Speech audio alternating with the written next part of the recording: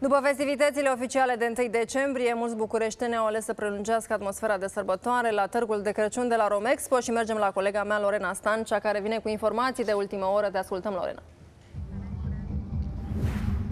Bun găsit, Cătălina, bun găsit tuturor. Într-adevăr, după parada de 1 decembrie, mulți români au decis să continue atmosfera festivă aici la Târgul Crăciunul Nordului pentru a se bucura de preparate tradiționale și băuturi tradiționale, dar și de o atmosferă cu specific românesc, deoarece urmează să intre pe scenă Nicu Paleru și Valentin Zamfira, care vor cânta muzică populară și vor încinge hore. Și acum am intrat în căsuța traseul Spiridușilor, pentru că și cei mici au avut parte de activități cu specific românesc.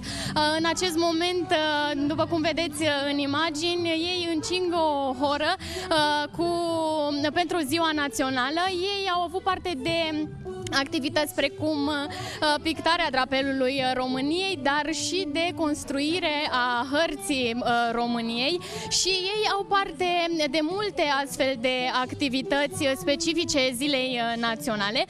Vreau să vă spun că târgul este la prima ediție și promite să aducă o experiență completă de iarnă pentru întreaga familie și este deschis până pe 4 ianuarie, iar intrarea este